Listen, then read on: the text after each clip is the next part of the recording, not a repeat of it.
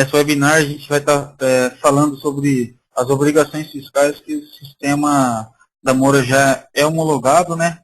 E todos os arquivos fiscais que a gente já gera e qual é o passo a passo, né, que tem que ser configurado, de onde a gente tem que partir para poder fazer com que o sistema consiga gerar esses arquivos digitais da maneira correta, né? E cumprir aí com as obrigações fiscais. O primeiro passo que nós devemos tomar no sistema é o cadastro da regra de imposto, porque é ela onde a gente vai configurar toda a parte de impostos das nossas mercadorias e todos os tipos de imposto, né? Seja ele de ICMS, de ISSQN. Então, vai ser onde a gente vai estar partindo, todo o princípio tem que ser pela a nossa regra de imposto. Então, eu vou estar apresentando aqui a primeira tela da onde a gente deve começar, que é o cadastro de tipo de regra de imposto. É onde a gente vai informar em uma breve descrição quais produtos a gente vai estar adicionando nessa regra de imposto que a gente vai criar. Ela serve realmente somente como uma descrição e onde a gente vai estar informando se essa regra de imposto será do tipo ICMS ou do tipo ISSQN, que são serviços, né? Então aqui, como a gente pode ver no documento, eu criei vários tipos de regras de imposto e neles eu coloco como se fosse o grupo do produto, de forma a organizar as regras de imposto. Então eu sei que todos os produtos salgados eu vou vincular essa regra de imposto. Assim como eu cadastrei combustíveis e bebidas frias, cigarros, chocolates, sorvetes, algumas modalidades salgados também, balas, pilhas. Por que eu não crio uma regra para cada grupo? Porque a tributação de um determinado grupo pode se repetir. Por exemplo, o combustível e a bebida fria, o chocolate, o sorvete, eles têm a mesma tributação. Então, por isso que eu cadastrei um tipo de regra colocando mais de um grupo, né? Então, aqui seria um cadastro bem simples. E após configurar a descrição da nossa regra, a gente vai para uma próxima tela que chama Cadastro de Regra de Imposto. O cadastro de regra de imposto, pessoal, é onde os tipos, né, que eu falo, São Paulo para São Paulo, de São Paulo para Minas, é onde eu vou configurar o imposto para cada estado. Eu posso configurar por grupo fiscal de cliente. Então aqui é onde eu vou configurar todos os impostos do meu produto, tanto para entrada e tanto para saída de mercadoria. O cadastro de regra de imposto, a gente informa aquele tipo que a gente cadastrou anteriormente, a gente informa o grupo fiscal de cliente. O meu produto, eu sempre vendo ele, vamos supor, com 18%, para todos os clientes que eu tenho dentro do mesmo estado, por exemplo. Só que aí vem um produtor rural comprar comigo, e para ele, eu não posso vender com 18%, eu tenho que vender como isento. Como configurar isso na regra de imposto? Eu cadastro um grupo fiscal de cliente, lá no fiscal, depois eu mostro a tela para vocês. E aí eu vou configurar especificamente para esse grupo fiscal uma regra de imposto. Então eu vou colocar que esse produto ele é isento para esse grupo fiscal. Agora, para os outros clientes, eu não vou informar o grupo fiscal e vou configurar aqui, vamos supor, São Paulo, 18%. Então, esse cadastro de regra de imposto ele serve para parametrizar o imposto do meu produto em qualquer que seja a situação. Para fora do estado, para um cliente específico. E também, eu vou configurar também todos os tipos de imposto, né? O ICMS, o IPI, o PIS/COFINS e, caso seja um serviço, o ISSQN. Então, o início de tudo, para se gerar qualquer tipo de arquivo fiscal dentro do nosso sistema, a gente tem que partir do princípio que o cadastro de regra de imposto ele é crucial para que esses arquivos sejam gerados de forma correta. E não só os arquivos, a nota fiscal eletrônica, para ela poder ser enviada de forma correta, a nota fiscal do consumidor, o SAT. Então, tudo partir do princípio da regra de imposto esteja cadastrada corretamente, os impostos estejam vinculados corretamente. E tudo isso, pessoal, a gente tem sempre que colocar na cabeça que a participação do contador nessa hora, ela tem que ser feita de forma que o contador ele tem que passar essas informações e depois que a gente cadastrar as regras de imposto, é bom sempre estar enviando também para o contador essas regras cadastradas para ele dar um ok. Falar, não, é isso mesmo, são essas configurações que o cliente tem que fazer. Por quê? A gente não pode ter pegar para a gente muito essa responsabilidade de cadastrar a regra de imposto para o cliente. Então, isso sempre tem que ser uma conversa entre quem está realizando o cadastro da regra de imposto e junto com o contador do cliente. O nosso sistema, a gente tem algumas telas que você consegue, aqui no fiscal, impostos, conversão de regra de imposto. A gente consegue aqui, ó, nessa primeira tela, exportar, por exemplo, em Excel para o contador, o tipo de regra que a gente cadastrou e quais as configurações que estão nela. E também na segunda aba aqui, ó, produtos vinculados à regra, a gente consegue gerar aqui, por exemplo, todos os produtos que estão naquela regra de imposto. Então o contador vai saber quais configurações estão na regra de imposto e quais produtos estão vinculados a ela, entendeu? De forma fácil. Então é muito importante partir do princípio que a regra de imposto é a base de tudo para o nosso sistema conseguir gerar todas as obrigações fiscais. Eu coloco aqui, pessoal, o documento ensinando a cadastrar a regra de imposto, junto com explicando todas as abas, todos os impostos, tá bom? Ele está no Google Drive, qualquer um consegue acessar.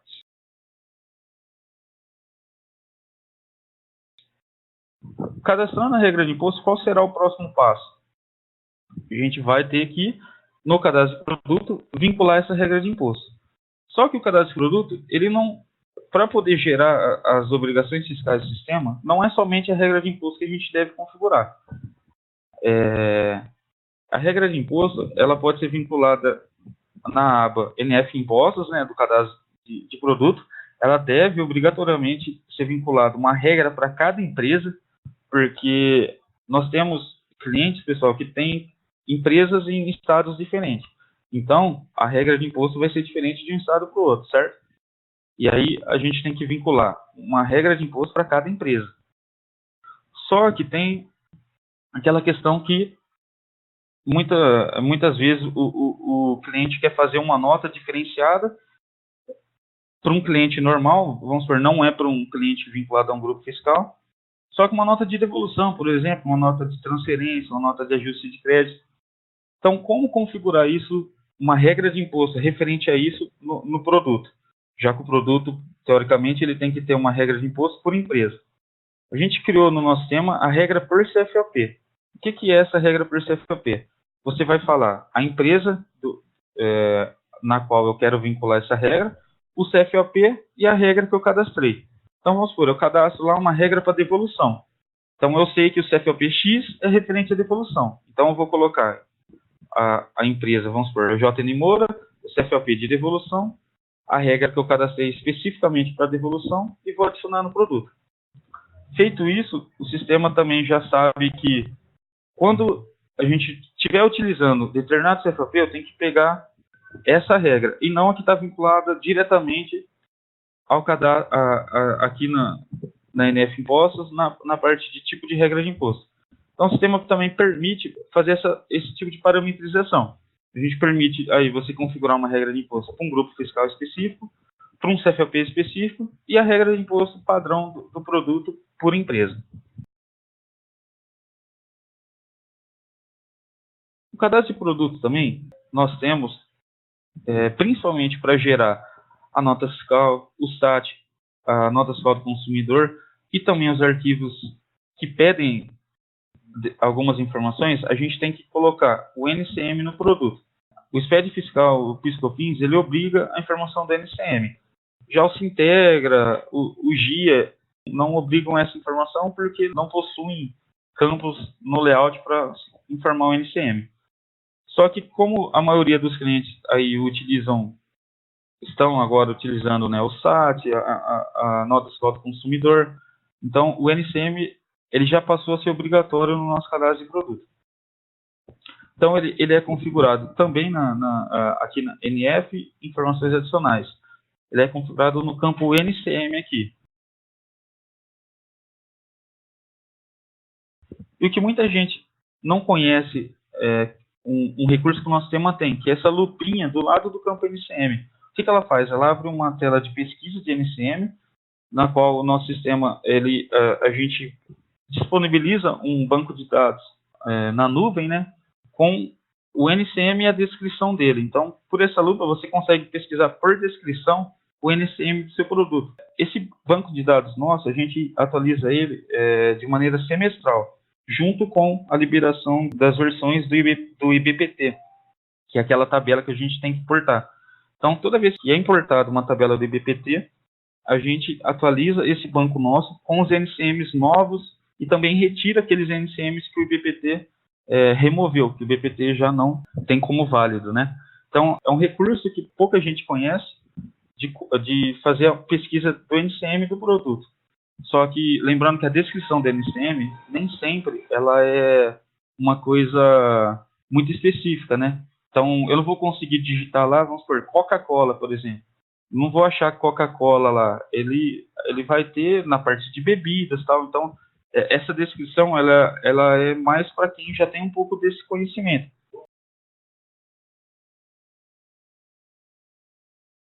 O NCM também, pessoal, é sempre bom falar para o cliente que a melhor maneira de identificar o NCM do produto é no momento da compra, porque eu tenho essa informação na DANF e no arquivo XML que eu importo, né? Então, muitos clientes às vezes acabam tendo notas rejeitadas, por exemplo, SPED com erro, por conta de NCM inválido. E qual é a melhor maneira da gente passar essa informação para o cliente? Para ele pegar a nota de compra que ele realizou desse produto, olhar lá o NCM,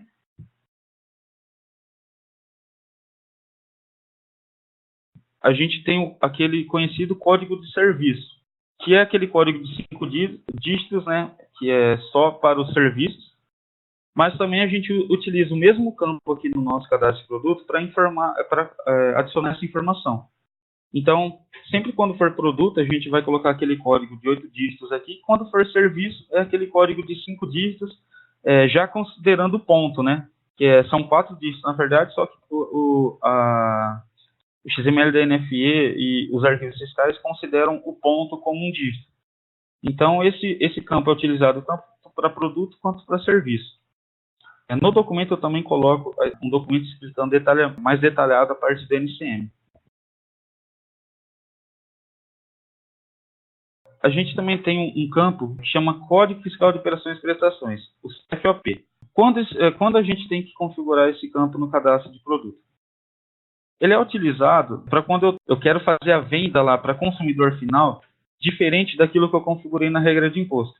Porque eu posso vender para consumidor final de uma maneira, ou para o cliente lá da minha NFE, que também é contribuinte de ICMS, de uma outra maneira. Então, esse campo ele é destinado para esse tipo de situação. E também, esse campo deve ser utilizado para aqueles clientes que utilizam o SPED e importam o arquivo da ECF. Por quê? Porque para a ECF, a gente não passa essa informação do CFOP. Para a ECF, para quem não sabe, a gente passa lá o produto, a quantidade, valor unitário, total e a taxa tributária. É pela taxa tributária que a gente faz toda a apuração do imposto da ECF, né? Pela taxa tributária.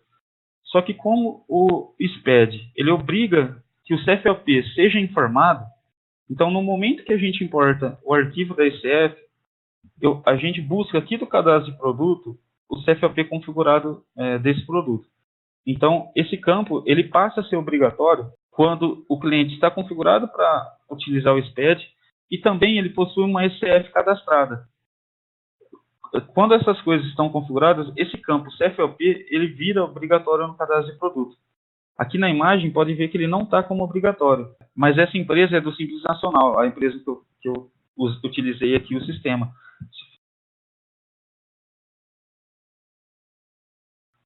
E também no cadastro de produto uma informação que é muito importante, o preço de custo do produto. Onde que a gente utiliza o preço de custo para gerar uma obrigação fiscal? O inventário, por exemplo, ele é obrigatório que a gente informa o preço de custo. Por quê? Porque o inventário ele pega o preço de custo do produto, a quantidade, e aí faz um vezes o outro, e aí eu tenho o valor total do meu inventário. O inventário ele é obrigatório ser enviado anualmente, né, por alguns arquivos fiscais. Mas tem muito contador aí que gosta que envia mensalmente para ele dar uma acompanhada, entendeu? O preço de custo, então, ele interfere diretamente no inventário se ele estiver zerado. Por quê? Porque preço de custo zerado não é enviado para o inventário. E também onde ele vai interferir? Lá no cadastro de entrada de produto, né? Que também é uma coisa que, querendo ou não, interfere nos arquivos fiscais. Quando a gente tem um preço de custo zerado, se o sistema estiver configurado para trabalhar com o custo pelo custo médio ou pelo preço de custo, o produto não pode estar com preço de custo zerado, porque as contas que o sistema faz, elas não vão bater, né? Então é sempre importante, principalmente quando o banco é convertido, quando é instalação nova, verificar se os produtos do cliente estão com preço de custo. Alguns arquivos fiscais, como o SPED fiscal e o PiscoFins, e eu só não me lembro se o GIA também obriga, eles pedem as informações do contador. E onde que a gente coloca isso? Lá no cadastro de empresa. A gente tem uma aba lá chamada Dados do Contabilista. Aqui a gente vai informar o nome do contador, o CPF, o CRC, o CNPJ do escritório dele, o endereço, o e-mail dele, a razão social do escritório. Então, para o SPED fiscal e para o PiscoFins, eu tenho certeza que isso é obrigado. A gente não consegue validar um arquivo do SPED fiscal e do PiscoFins sem essa informação informada. Esses campos só viram obrigatórios quando a empresa é do lucro real e do presumido, que são elas que são obrigadas atualmente a gerar o SPED fiscal e o PiscoFins. Mas essa aba é disponível para também empresas do Simples Nacional, que alguns clientes, mesmo sendo simples, geram o SPED para enviar para os contadores. Então, qualquer tipo de empresa, qualquer cadastro de empresa tem essa aba liberada para realizar essa parametrização aí. E também no cadastro de empresa, a gente tem uma aba específica para o SPED e PiscoFins, onde a gente vai colocar o regime de incidência da empresa, que pode ser cumulativo, não cumulativo e não cumulativo. Aqui eu coloquei um link explicando o que é esse regime de incidência, o que é a não cumulatividade e a cumulatividade. Então, caso alguém se interesse, pode estar dando uma olhada aí na documentação, tá?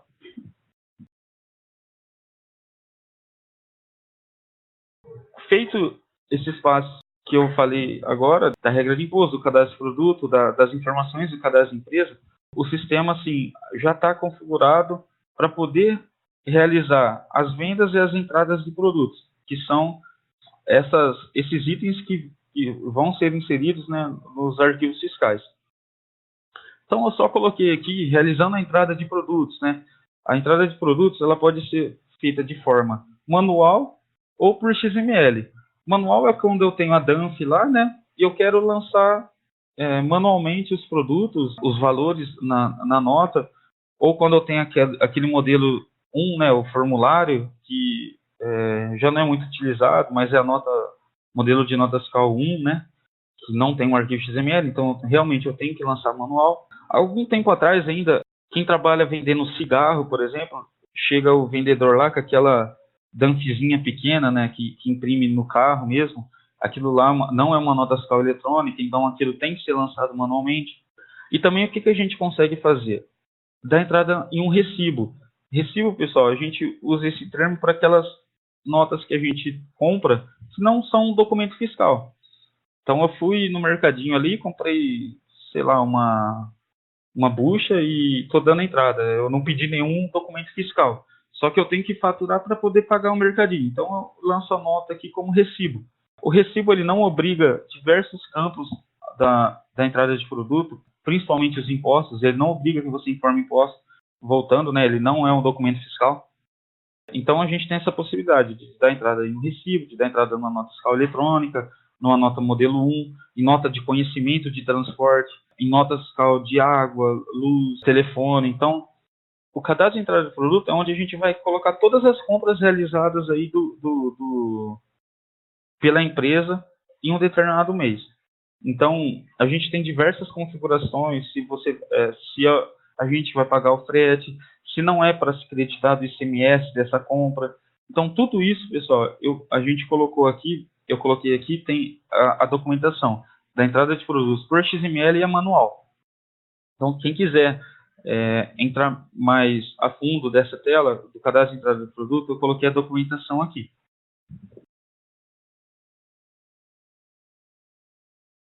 Feito as entradas, a gente tem que realizar as saídas, as vendas fiscais no sistema. Até coloquei aqui as vendas por ECF, que o nosso sistema já é homologado com todos os modelos de ECF, inclusive as ECFs blindadas, que é uma tecnologia nova, referente ao convênio 0909. O que é uma ECF blindada? Só para vocês entenderem.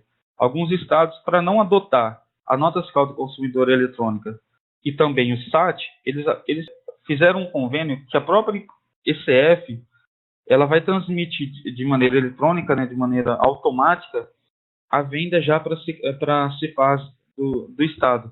Então, é uma ECF com uma entrada de rede, ela vai funcionar aí, se fez a venda, se tiver internet, ela já envia para a Secretaria da Fazenda. O cliente não vai mais precisar ficar enviando os arquivos lá de maneira manual.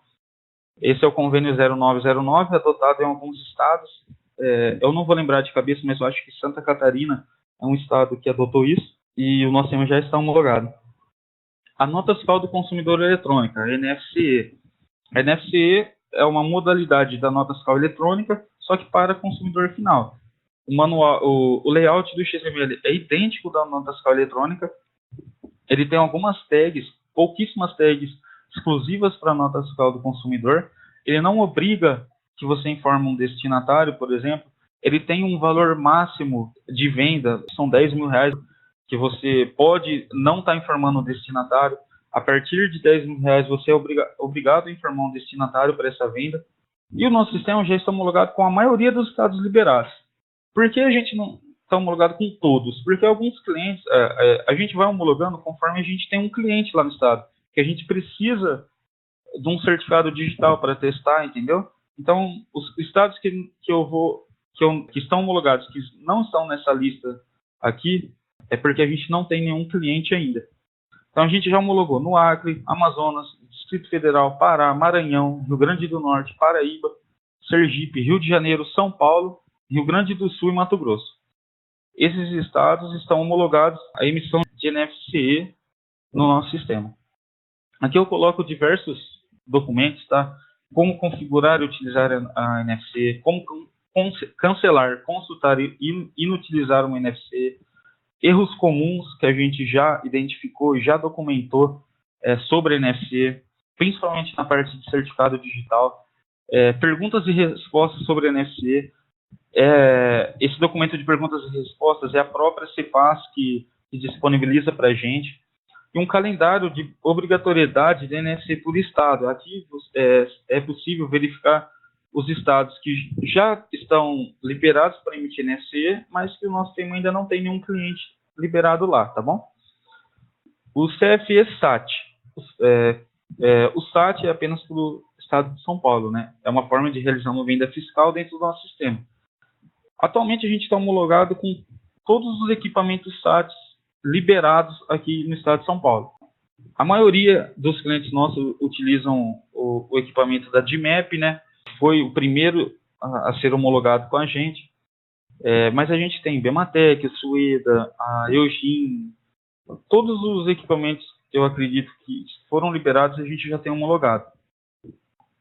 Então, o SAT ele não é igual a NFE, né, e a ECF. O SAT ele é um aparelhinho no qual a gente passa a venda para esse aparelho e o aparelho que faz toda a comunicação com a Cefaz, o aparelho que manda a venda, que faz a consulta para a gente só tem o trabalho de passar a venda que a gente quer para esse aparelho e depois ele nos retorna o XML autorizado ou rejeitado lá da Cefaz. Eu coloquei aqui a documentação de como configurar e utilizar o SAT, perguntas frequentes do SAT, a própria Secretaria da Fazenda que disponibiliza, e a obrigatoriedade do uso, que é a data de que cada empresa no estado de São Paulo deverá se credenciar no SAT. A nota fiscal de serviço eletrônica também é uma forma de realizar uma venda fiscal, só que de serviços, né? Nós estamos homologados em diversos municípios do Brasil, né? Porque, para quem não sabe, a nota fiscal de serviço ela é por município, não por estado. Então, Araraquara tem um layout específico, Matão tem um outro layout, São Carlos tem um outro layout, Rio de Janeiro tem um outro layout, São Paulo. Então, cada município tem um layout específico. É lógico, os municípios, eles contratam empresas para realizar o desenvolvimento, que é o caso da GINFES.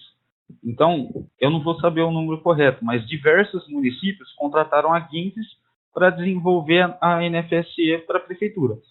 Então, uma vez que a gente homologou a GINFES, a gente tem aí diversos municípios que a gente já atende. Aqui eu coloco um documento que foi criado com todos os municípios homologados. Ele está disponível aí no HD virtual. Coloquei o link para download. Então, os municípios que não estiverem nessa relação, a gente não tem homologado no nosso sistema. Tem que fazer o procedimento aí de, se alguém quiser, algum município que não esteja nessa relação, cadastrar uma atividade de alteração e passar para a gente. Mas o sistema já é homologado com diversos municípios aí. E a nota fiscal eletrônica, né? A maioria já sabe, ela pode ser emitida pelo fiscal no nosso sistema e também pelo PDV. A gente já implementou esse recurso de, se você fez uma venda no PDV e já quer emitir uma nota fiscal eletrônica logo em seguida, já é possível fazer isso no nosso PDV, tá? E inclusive eu coloquei a documentação aqui de como configurar o NFE pelo PDV e também de como configurar o NFE pelo fiscal. Lembrando que a nota fiscal, aquela modelo 1, ela também é um documento fiscal, né? Ela também vai para os arquivos fiscais. Só que hoje ela já não é muito mais, não é tão utilizada assim.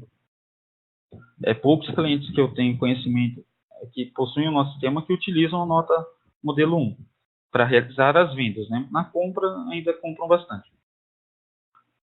E aí então, feito isso, a gente já configurou o sistema pelos cadastros de regra de imposto, pelo produto, no cadastro de empresa. Realizamos a entrada dos produtos, da mercadoria, realizamos as saídas fiscais das nossas mercadorias, e agora a gente tem os arquivos fiscais que o Sismoura já está homologado. O SPED fiscal, ele é um arquivo digital, né, que deve ser entregue mensalmente, e ele realiza a apuração dos créditos e débitos referentes aos impostos ICMS e IPI. Atualmente, o SPED fiscal é obrigado para as empresas de lucro real e lucro presumido. Mas, conforme eu já havia falado, né, alguns contadores pedem que mesmo empresas do Simples já realizem o envio desse arquivo para eles. Por quê? Porque nesse arquivo ele tem tudo que foi comercializado, ele tem tanto a saída e a entrada do produto das mercadorias da loja, né? Então, a gente não bloqueia, empresas do Simples podem estar gerando. Eu tenho acompanhado algumas notícias aí que a Cefaz Nacional vai liberando, e o Simples já era para ter entrado a obrigatoriedade para estar se gerando SPED. Eu acho que vai ser por faturamento, né, a obrigatoriedade do SPED para as empresas do Simples, mas o nosso sistema já está homologado aí e permite que qualquer tipo de empresa realize a emissão aí do SPED. O SPED, então, a gente pode acessar ele, né, como eu falo aqui, em fiscal, arquivos fiscais, gerar arquivo EFD SPED fiscal. No SPED a gente pode gerar o inventário, a gente tem que gerar as movimentações dos cartões, posto de combustível, o LMC tem que estar lançado corretamente para fazer, para estar gerando esse arquivo. Conforme eu havia falado, né, o inventário é muito importante, ele só envia aqueles produtos com valor de custo maior do que zero.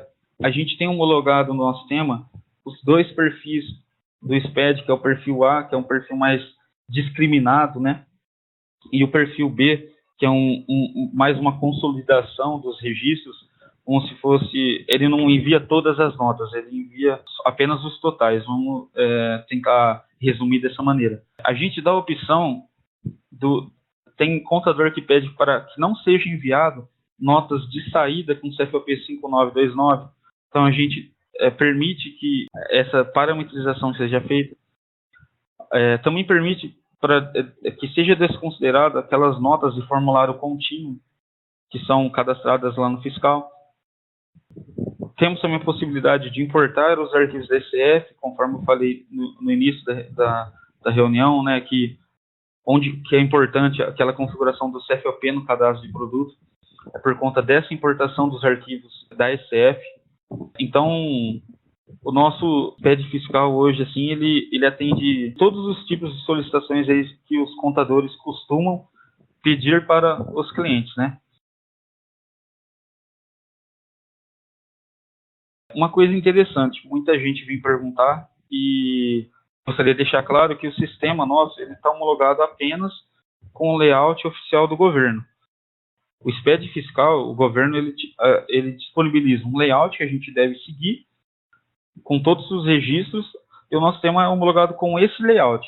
Por que eu estou falando isso? Porque, por exemplo, alguns sistemas de contabilidade, a Contimatic, por exemplo, ela tem um layout específico dela, que é o quê? É o layout do SPED, mais alguns registros específicos dela.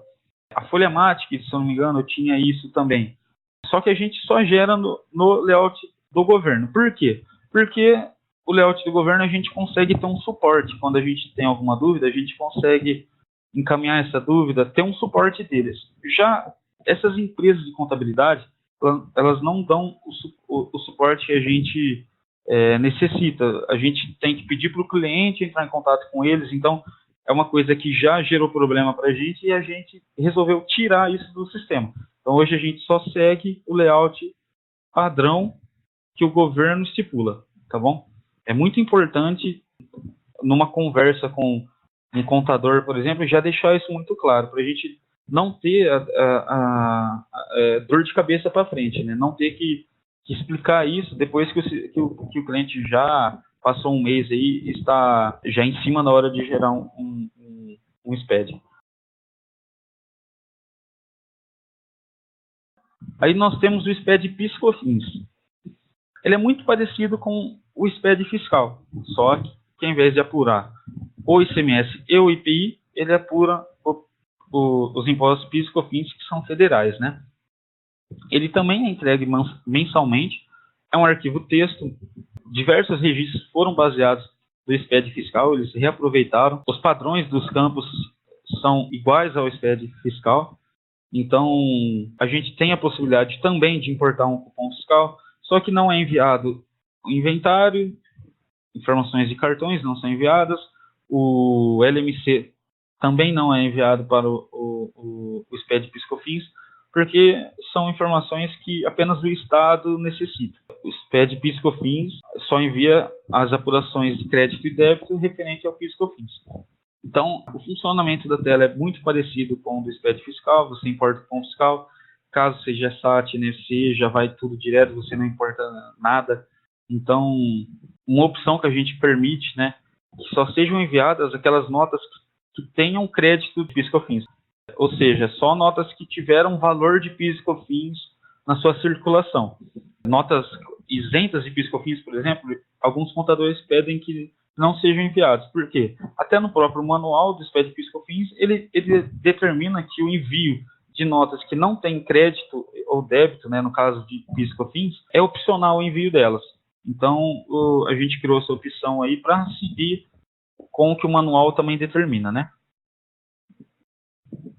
Então, aqui eu coloco também uma documentação explicando sobre o SPED PIS/COFINS e o download do PVA EFD Contribuições, como é chamado. Também a versão mais nova, que é sempre importante a gente estar atualizando esse PVA nos nossos clientes, porque de uma versão para outra costuma mudar registro, costuma adicionar novos campos, então às vezes a importação de um arquivo acaba falhando por conta não de o sistema ter gerado incorreto, mas sim de o validador estar desatualizado.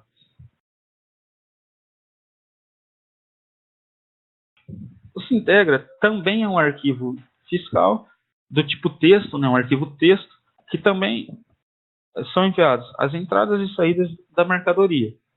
O inventário também é enviado no Sintegra e ele apura apenas os impostos ICMS e IPI. O validador do Sintegra ele é disponibilizado pela Cefaz Nacional, né? Ele é um validador que todo ano tem atualizações. O Sintegra ele é um arquivo mais simples comparado com o SPED fiscal e o PIS/COFINS. Se você abrir um arquivo do SPED fiscal e abrir um do Sintegra, é possível analisar, né, que A quantidade de registros do SPED fiscal é enorme comparado com a quantidade de registros do Sintegra. O Sintegra, no nosso sistema, ele já está homologado, né, para fazer o envio do inventário, para realizar o envio das vendas por cupom fiscal, por nota fiscal do consumidor. Então, nesse mês de fevereiro, a gente passou por uma reformulação desse arquivo Sintegra, onde a gente está permitindo agora até realizar a importação da redução Z dentro dele e utilizar as vendas direto pelo nosso sistema, para não precisar ficar gerando aquele arquivo da SCF lá, que é específico do Sintegra. Então, a gente gera direto pelo nosso banco de dados as vendas e as reduções Z, né? E caso exista alguma redução Z que não foi gravada no nosso banco de dados, automaticamente a gente criou a possibilidade de que essa redução Z seja importada no nosso sistema.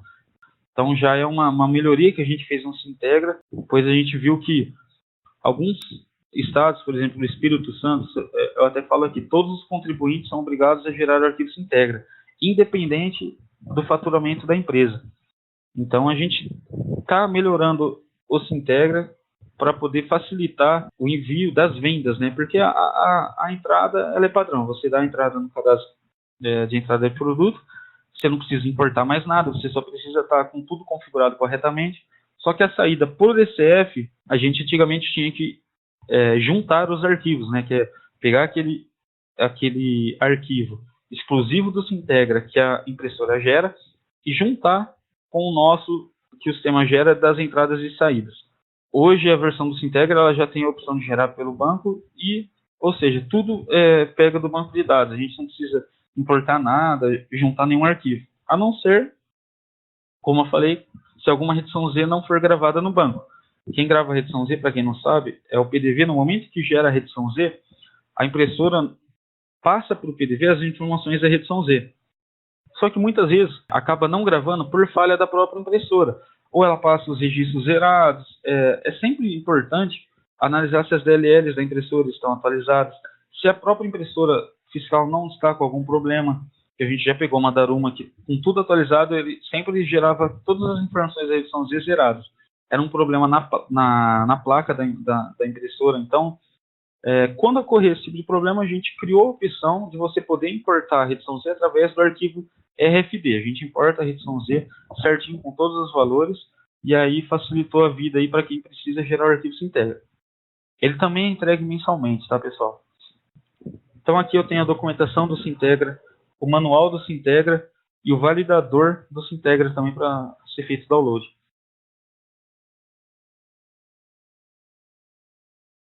O que é o GIA? O GIA é onde todo o imposto de ICMS vai ser apurado e é ele que gera a guia de pagamento lá que o contador normalmente manda para os clientes só realizar o pagamento. Que é essa guia aí é aquele famoso GARI, né? Que é a guia de pagamento de imposto. O arquivo do GIA também é em formato texto e ele gera separado por CFOP, por operação, né, os valores de ICMS, tanto de crédito e débito, né? O nosso sistema só está homologado com o GIA de São Paulo, que a gente pegou um cliente que necessitava desse arquivo.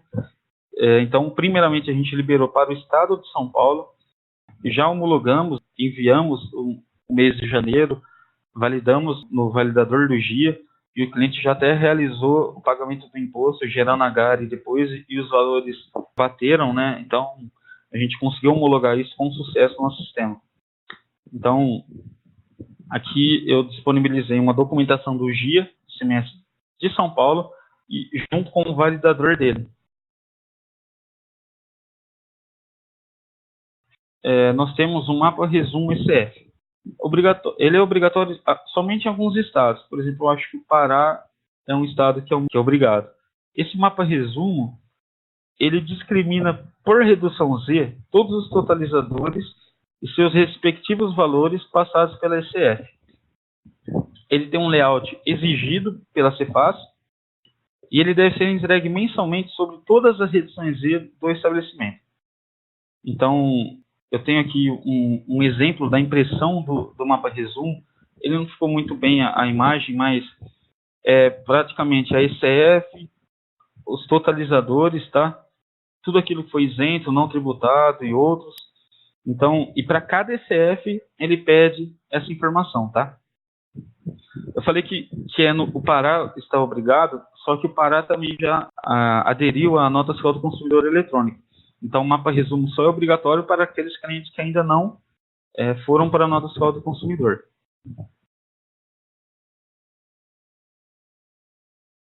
Esses são os arquivos fiscais que a gente gera pelo nosso sistema, tá, pessoal?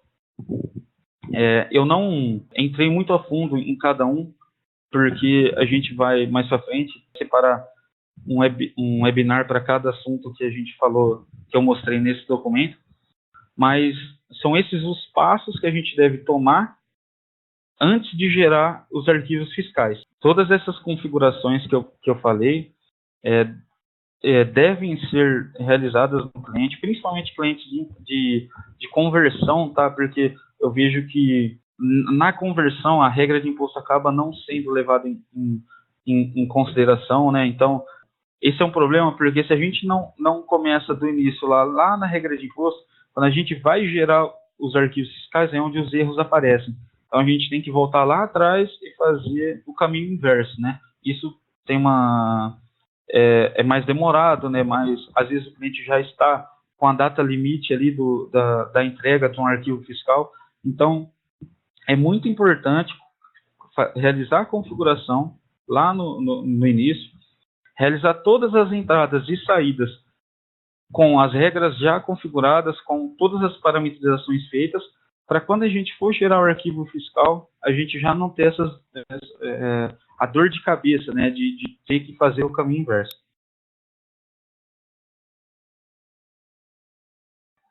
É sempre bom, eu posso até abrir aqui. O site oficial do Sintegra é esse, né? Eu vou colocar aqui.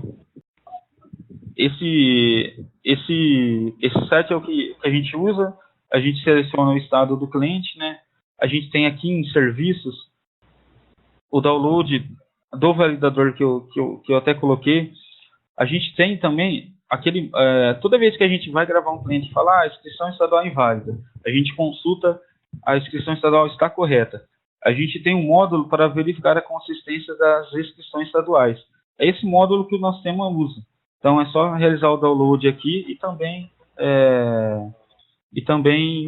colocar lá na pastinha do Windows, né, que aí o sistema começa a validar certinho as inscrições estaduais.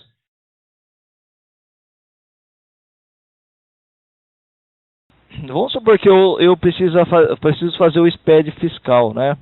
E aí eu fui gerar o SPED fiscal e deu um erro numa nota fiscal de entrada lá que eu fiz. Aí deu um erro lá que eu coloquei um imposto errado, alguma coisa assim. Aí eu posso entrar lá na entrada da nota fiscal e fazer a correção? Poder até pode, só que o que acontece? Se você já realizou uma contas a pagar dessa nota, pelo cadastro de entrada de produto, você não consegue alterar ela. Mas pela tela do SPED, aqui, ó, vocês estão vendo minha tela ainda, né? Aqui, pela tela do SPED fiscal, a gente tem a opção de corrigir uma entrada de produto. Então, aqui por essa tela, a gente não bloqueia caso tenha uma conta a pagar baixada já, entendeu? E então aqui você consegue modificar os impostos da nota. Você informa o número da nota, o fornecedor, ele vai carregar, você altera os produtos, algumas informações apenas, né? São apenas impostos, valores que vão influenciar no total da nota, a gente não permite que seja alterado. Você grava e aí você gera o SPED novamente e essa informação já vai estar corrigida.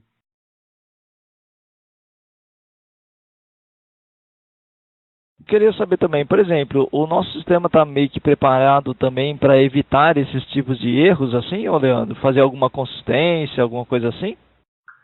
A gente vem adicionando validações no cadastro de entrada de produto, né?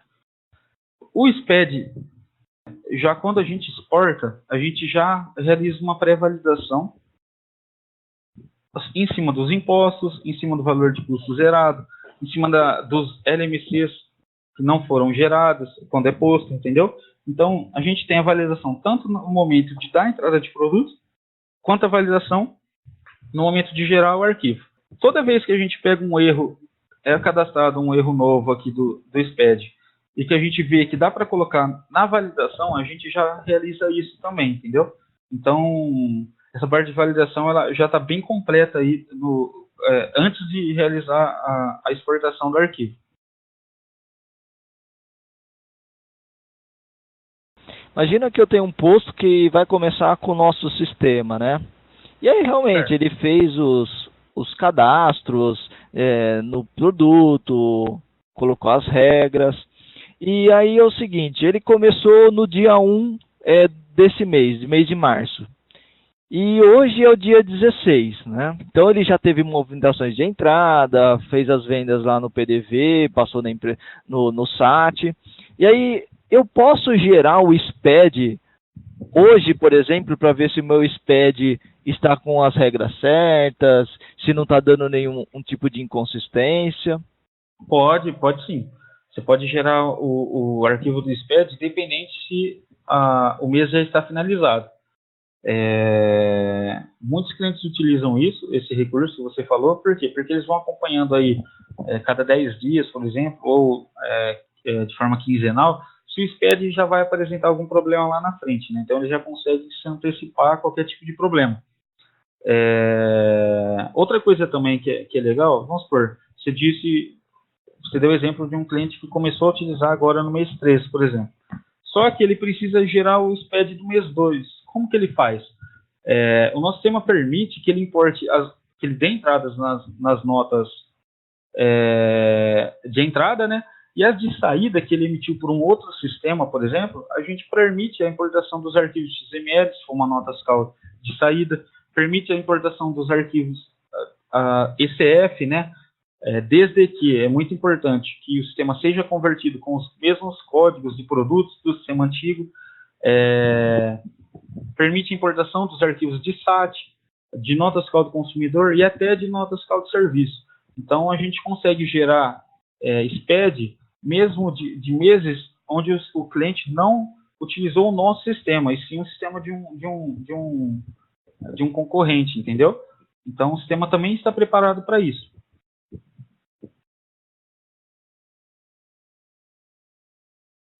Vamos lá, vou até acompanhar aqui, ó. Para quem não sabe, o CEST é um código aí, né, que vai ser para um código de identificação para aqueles produtos que são sujeitos à submissão tributária, né?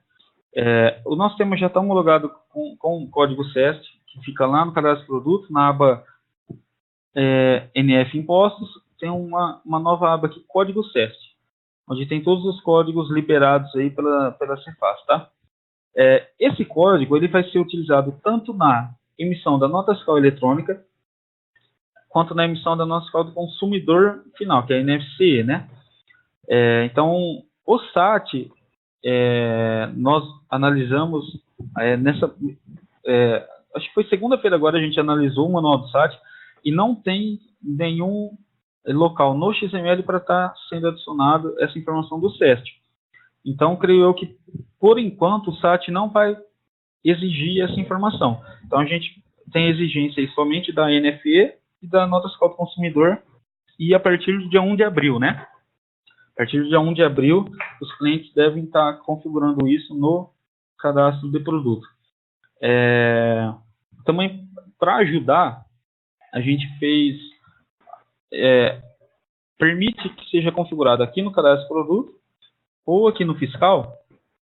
A gente tem aqui impostos, conversão de regras de imposto, alterar regra NCM códigos do SPED. A gente tem a opção de gerar os produtos.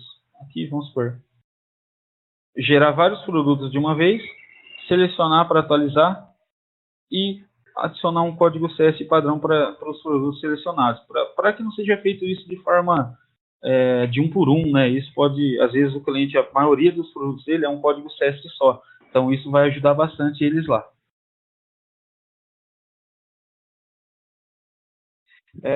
Uma última pergunta. Eu tenho uma situação em que naquela tela de cadastro de entrada de produto, ela tem a aba serviço. Um cliente que quer utilizá-la para colocar um serviço e ele quer reter esse imposto,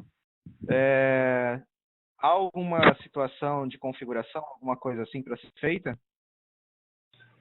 Vamos supor, o cliente, vamos pegar uma nota, por exemplo, de energia elétrica, pode ser? Que tem um ICMS lá e ele quer se creditar, né?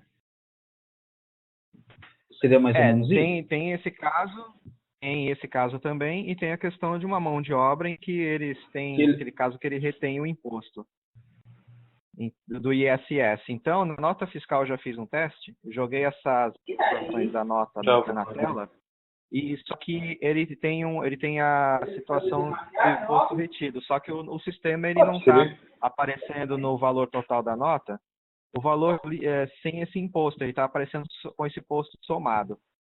Seria isso.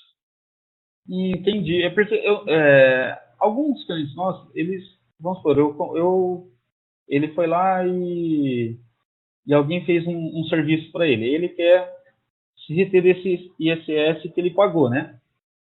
Eu não sei se seria isso. Ele lança aqui a nota fiscal com o fornecedor que fez isso para ele, o número. Aqui ele lança o serviço que ele tem que cadastrar e ele coloca o ISS em reais aqui, o tanto que ele pagou.